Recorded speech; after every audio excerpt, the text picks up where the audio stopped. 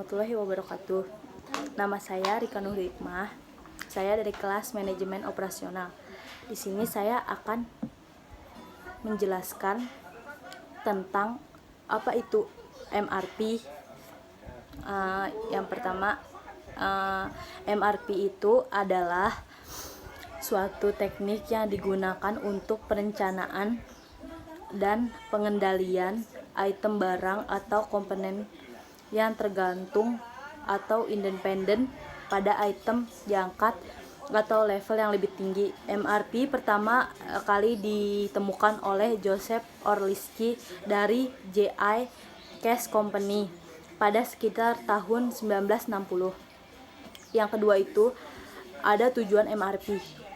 MRP bertujuan untuk menentukan jumlah dan kapan komponen diperlukan sesuai dengan jadwal produksi utamanya JIP. Dengan adanya komponen ini, maka pembelian bahan baku yang diperlukan untuk perencanaan produksi hanya dapat dilakukan seperlunya saja, sehingga dapat meminimalkan harga biaya. Konsep MRP terdiri dari 3 bagian, yaitu input, proses, dan output. Input terdiri dari jadwal induk produksi yang berisi waktu dan jumlah pemesanan dari pelanggan. Struktur produk yang berisi komponen-komponen dan jumlah yang dibutuhkan untuk merakit barang-barang jadi, dan file catatan persediaan yang berisi persediaan yang ada di perusahaan, dan jumlah pemesanan. Proses berisi informasi untuk menentukan kebutuhan bersih pada setiap periode waktu yang telah ditentukan. 3. Proses dari MRP itu, yang pertama itu ada netting atau persyaratan bersih, adalah penentuan dari persyaratan bersih yang berasal dari perbedaan antara persyaratan kotor atau gross requirement dengan persediaan yang ada. Yang kedua itu ada loading atau kuantitas pesanan, adalah salah satu tahapan di mana jumlah pesanan untuk setiap komponen ditentukan berdasarkan dengan persyaratan bersih yang telah dihasilkan oleh proses netting.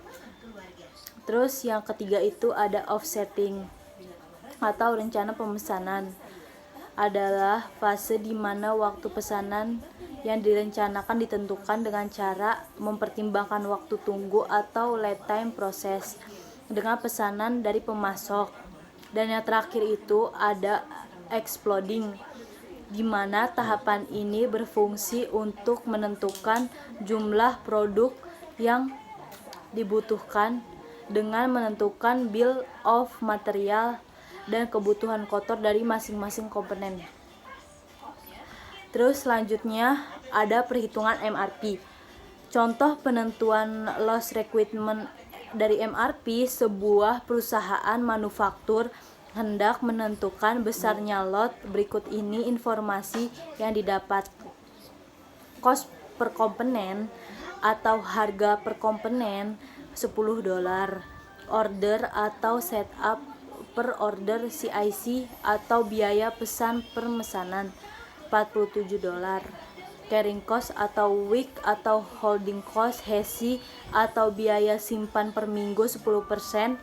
Kebutuhan bersih minggu ke-1 sebanyak 50 unit, minggu kedua sebanyak 60 unit, minggu ketiga sebanyak 70 unit, minggu keempat turun menjadi 50 unit, minggu kelima sebanyak 95 unit, minggu keenam sebanyak 75 unit, minggu ketujuh sebanyak 60 unit, dan minggu ke-8 sebanyak 55 unit.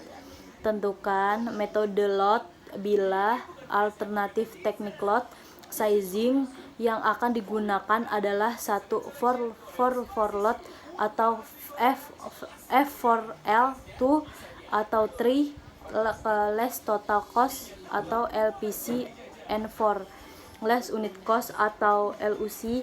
Keterangan HC sama dengan biaya simpan dihitung dengan card and inventory dikali biaya simpan per minggu. Misalnya, pada minggu pertama end inventory 0 dan biaya simpan per minggu sama dengan 10% dikali 10 sama dengan 1. Maka HESI sama dengan 0 kali 1 sama dengan 0.